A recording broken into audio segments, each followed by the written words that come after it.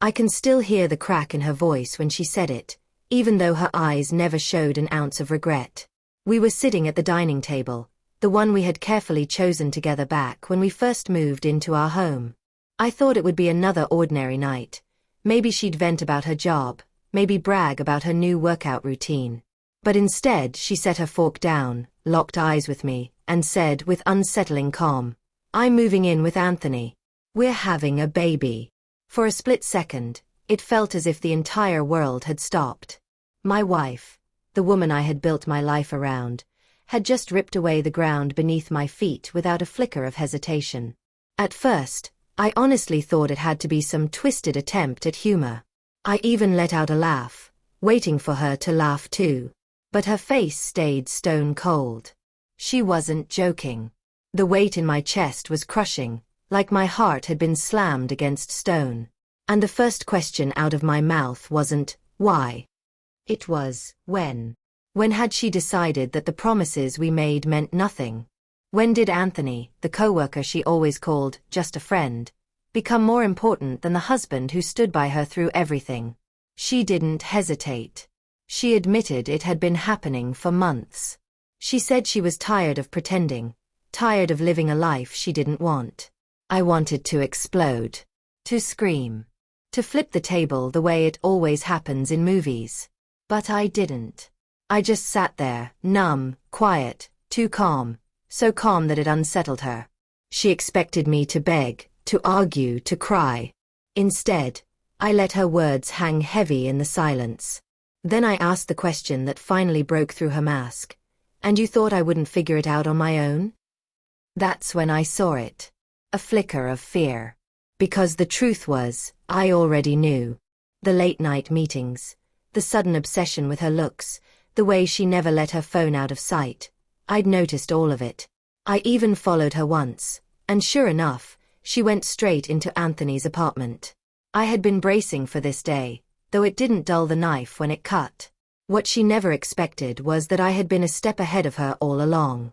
She thought she was dropping a bomb on me, but really, she was just confirming what I'd already pieced together. She tried to justify herself, saying Anthony made her feel alive again, that he gave her the passion and attention she claimed was missing in our marriage. I listened, but my mind drifted to the years I had sacrificed for her, the long shifts, the overtime, the things I gave up so she could live comfortably.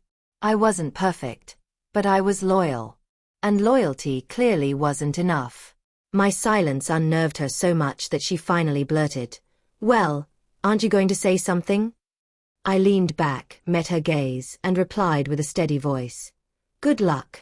Because while you were playing house with Anthony, I was speaking with a lawyer." Her face drained of color. She thought I'd be shattered, that I'd fight to win her back. Instead, I'd already set the escape plan in motion. I explained that I had proof of her affair, that the divorce papers were nearly ready, and that she wouldn't see a penny more than what the law allowed. Her fantasy collapsed in seconds. That's when the tears came, not from remorse, but from fear. Fear of losing the security I had built for her. Fear that Anthony, her supposed savior, wouldn't be so eager when real responsibility, raising a child, paying bills, landed on his shoulders. She pleaded for us to talk it through, but I only shook my head.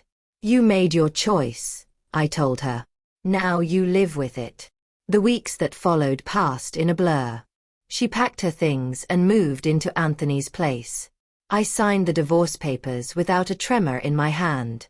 People imagine heartbreak leaves you broken, but for me, it was oddly freeing.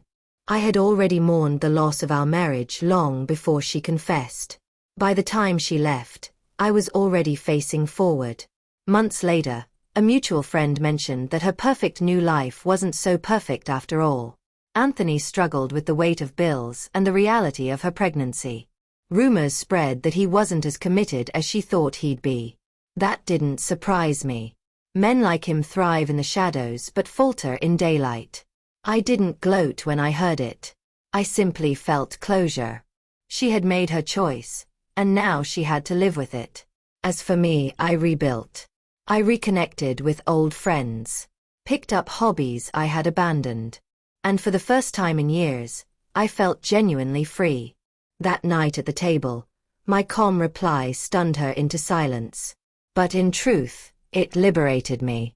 Sometimes strength isn't about fighting to hold on to someone. It's knowing when to let them go.